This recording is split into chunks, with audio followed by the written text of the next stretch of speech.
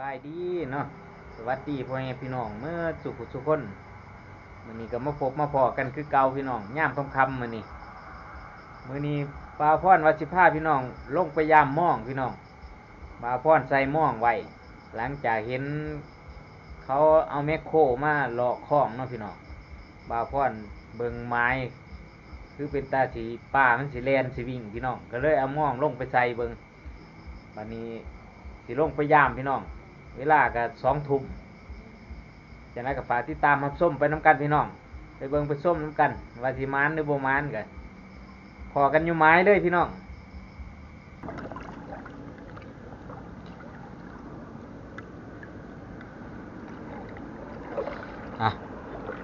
ตอนนี้บ่าวพรก็มาหอดเลยนะพี่น้องหอดลักม่องนะมาลุ้นกันพี่น้องมื้อนี้ว่าสิมานบ่หรือบ่โอ้พักตบคือหลายแท้พี่น้องเกาะอีกโอ้ม่องเกาะ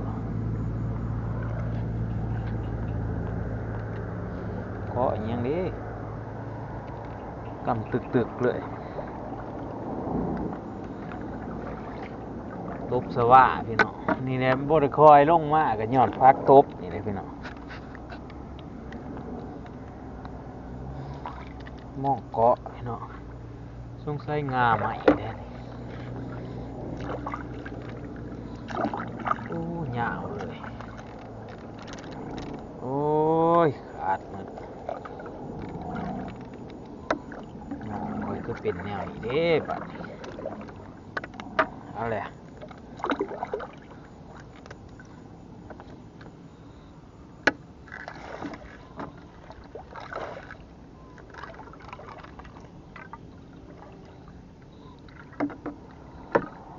โอ้ห้อยแรงก็มีพี่น้องห้อยแดงเขาหลอกของห้อยร้ายอยู่แล้วห้อย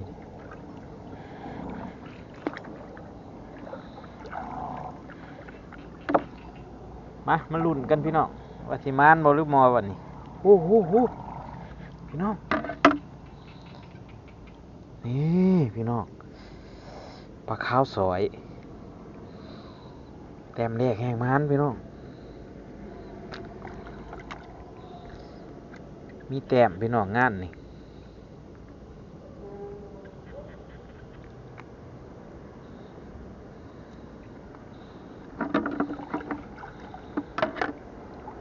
แต้ม2พี่น้องปลานี่ปิ้งก็แซ่บด้วยปลานี่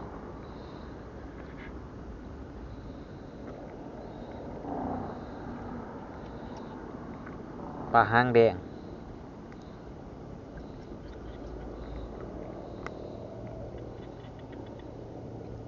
โอ้ยไปสับโอ้ยพี่น้องเอ้ยบัดสิบ่มานบินนี้คือนกเจ้าเอายังมีอยู่พี่น้องเฮ้หมอข้างดำโอ้ยมันแต่หมอข้างดำนี่แหละพี่น้องอันนี้เป็นปากกาเนาะตัวนี้โอ้พอได้ปลดอยู่พี่น้องงาน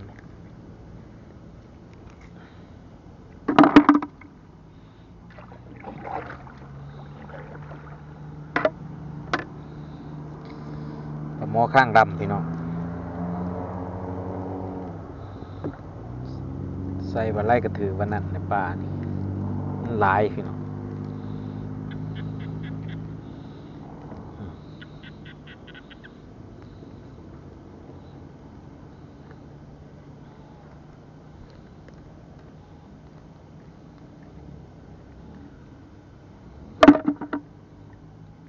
นี่อีกตัวหนึ่ง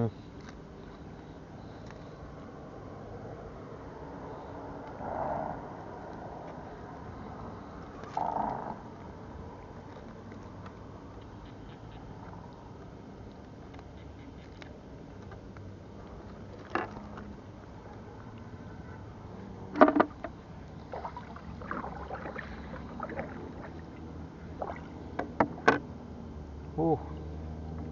ห้อยกระถืออ้าวจมจ่อยมือนี้เป็นยังวะคือว่าโบมานเลย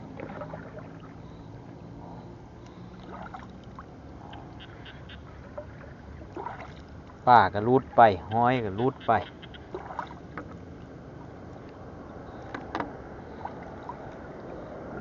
ถือเป็นประมอข้างรับ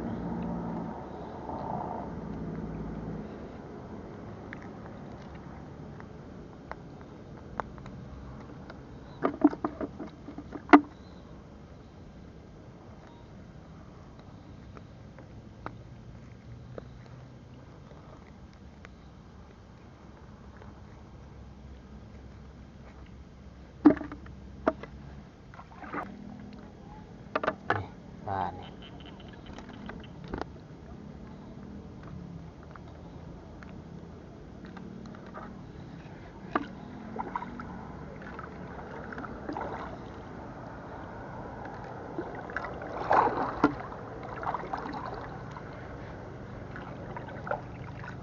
มองก็อยากขาดนี่พี่น้องมองเก่าไม่อยากติดปานใดแต่ใส่พอได้กินพี่น้อง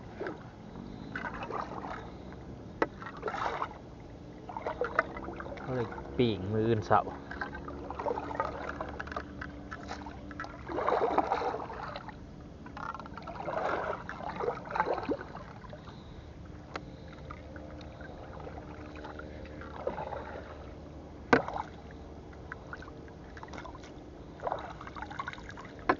โอ้โหตัวนี้พี่น้องโอ้โหตัวใหญ่พี่น้องตัวใหญ่ตัวนี้เอ้ามันมานพี่น้องมันมาน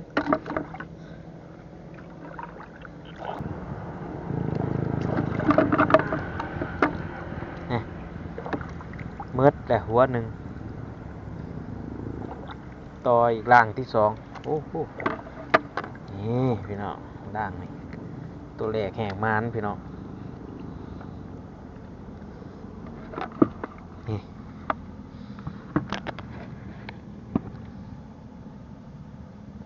หัวแรกด่างแรกก็พอได้ปีกนี่พี่น้องมาต่ออีกล่างที่สองล่างที่สองก็ไหลตัวหนึ่งไปย่ามต่ออีกพี่น้องสิมานอยู่โบมองล่างนี่บ่าวพ่อนก็เอามองมากลางสองด่างสองหัวมาทดลองเบิ่งไม้ใหม่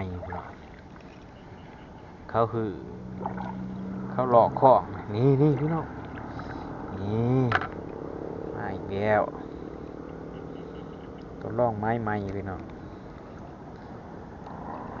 บ่ได้ลงมาใส่หึงเลยล่ะ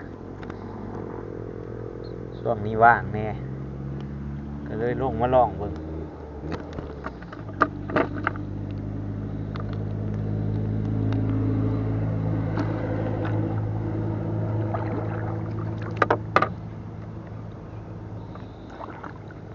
นี่พี่น้องเรื่อยๆพี่น้อง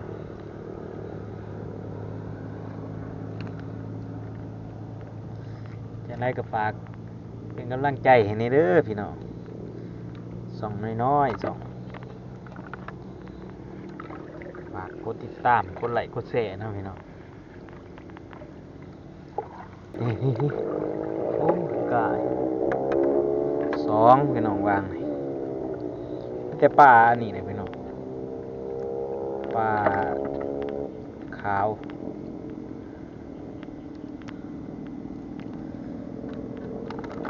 ห้อง3 เส้นครึ่ง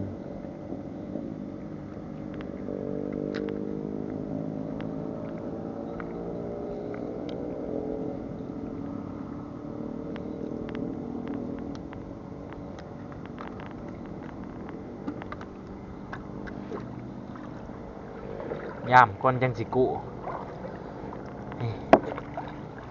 อีกแล้ว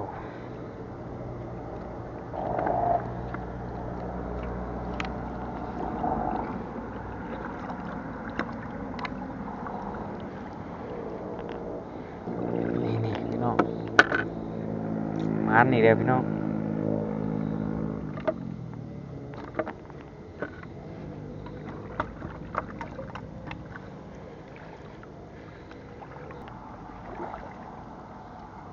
โอ้ยหอยอีกแล้ว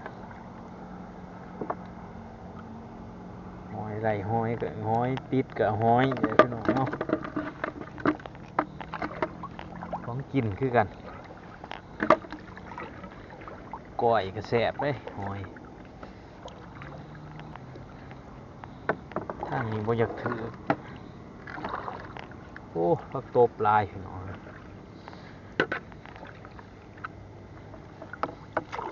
นี่ปลาขะแยงพี่น้องโอ้กำลังพอ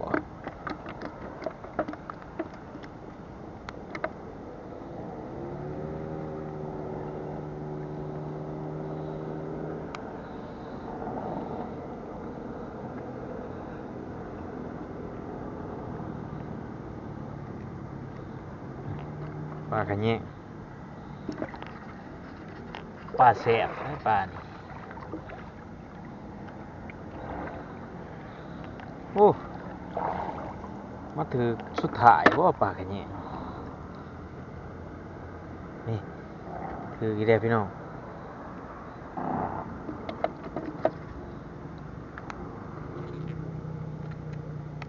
หักเงียงมันออกก่อนอันตรายนี่ปลาสัมปะลุกปุ่นนี่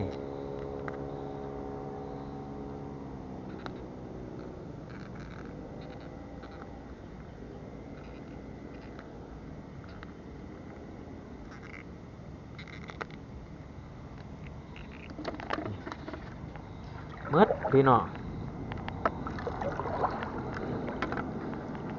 นี่อ่ะถ้าขึ้นเมื่อเบิ่งอยู่เทิงเนาะพี่น้องสรุปกันว่าไรหน่อยไรลายสำไรปลาพ่อนกับสกูเอาหม่องกันโอ้ปล่อยเด้อพี่น้องห้อยแดงห้อยเสื้อดีบานมาพ่อนเอิ้นห้อยแดงนะนี่พี่น้องหน่วยใหญ่ใหญ่สิรอเงี้ยงเบิ่งห้อยอยู่พี่น้องรออยู่เบิ่งห้อยกูเอาหม่องกันพอกันอยู่เพื่อนพี่น้องวันนี้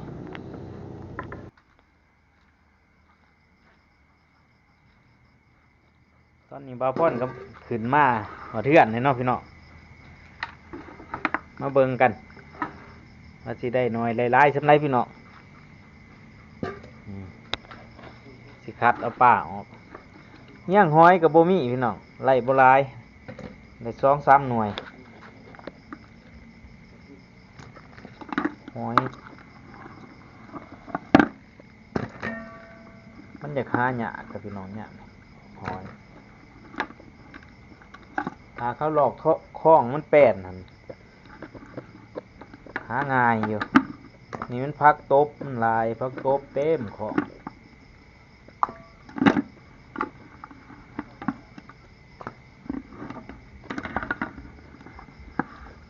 เอาก้อนสิคัดเอาป่าออกมาเปิด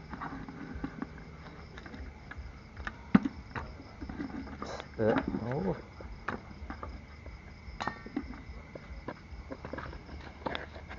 นี่พี่น้อง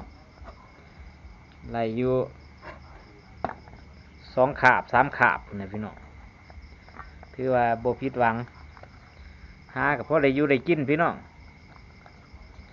มันคือเก่าผลงานมื้อนี้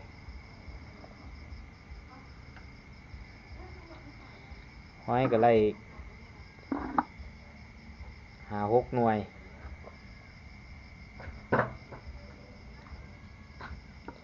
พอดีก้อยพี่น้อง5-6 หน่วยสำหรับคลิปนี้บ่าวพรก็สิได้ขอจบสำนี้เด้อพี่น้อง